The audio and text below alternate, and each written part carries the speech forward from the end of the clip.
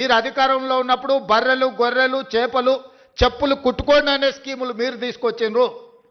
ఆనాడు బడుగు బలైన దళిత గిరిజన మైనారిటీ వర్గాలు ఏం చేయాలంటే దళితులు చెప్పులు కుట్టుకోవాలి, బలహీన వర్గాలు చేపలు పట్టుకోవాలి, ట్రైబల్స్ పందులు పెంచుకోవాలని గత ప్రభుత్వంలో స్కీములు వచ్చినాయి. మీరు అందరూ చూడండి, గత 10 సంవత్సరాలలో ఏం చెప్పారు? బర్రెలు గొర్రెలు ఇస్తాం, చేపలు ఇస్తాం, చెప్పులు కుట్టుకోండి, మీకు స్కీములు ఇస్తామని చెప్పిండ్రు తప్ప మీకు చదువు చెప్తాం, మీకు రాజ్యాధికారం ఇస్తాం, మీ రాజ్యం నిర్మాణంలో మిమ్మల్ని భాగస్వాములను చేస్తామని చెప్పలేదు.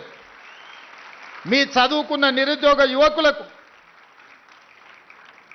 పీజీలు పిహెచ్డీలు చదివి తల్లిదండ్రులు ఉపాధి హామీ కూలికి పోయి ఇళ్లల్లో పాచి పనులు చేసి రూపాయి కూడబెట్టి వాళ్ళ పిల్లల్ని ఉస్మానియా కాకతీయ యూనివర్సిటీలకు పంపించి పీజీలు పిహెచ్డీలు చదివిస్తే మళ్ళీ చదువుకున్న యాదవుల పిల్లగాడు ఊరికెళ్ళి గొర్రెలు పెట్టుకోవాలంట, దళితుల పిల్లలు చెప్పులు కుట్టుకోవాలంటే దీనికోసం ఆ తల్లిదండ్రులు కష్టపడి పీజీ పిహెచ్డీలు చదివించిందని నేను అడుగుతున్నా.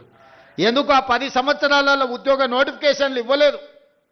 ఉద్యోగ నోటిఫికేషన్ల కోసం ఉస్మానియా కాకతీయ యూనివర్సిటీల నుంచి మొదలు పెడితే అశోక్ నగర్ చౌరాస్తా వరకు నోటిఫికేషన్ల కోసం అల్లాడిన పిల్లలు లేరా? తెలంగాణ ఉద్యమంలో ఒక్కరైనా మీ పిల్లలు చచ్చిందా? చచ్చిపోయిన పిల్లలందరూ ఈ పిల్లలే కదా. ఆ పిల్లలు ఉద్యోగాల కోసమే కదా సర్వం త్యాగం చేసింది. తెలంగాణ ఉద్యమంలో ముందు బాగానే నిలబడి పోరాటం చేసింది. వాళ్ళ తల్లిదండ్రులు మా బ్రతుకులు ఎట్లాగూ కూలి నాలి చేసుకొని పల్లెల్లో పేదరికంలో మగ్గిపోయిన మా పిల్లోడు చదువుకుంటే మా జీవితాలు బాగుపడతాయి, దాంతో మా తర్వాతి తరాలు బాగుంటాయన్న ఆలోచనతో చదివిస్తే ఉద్యోగ నోటిఫికేషన్లు ఇవ్వకుండా 10 సంవత్సరాలు వాళ్ళ జీవితాలతో చెలగాటమాడిన వాస్తవం కాదా?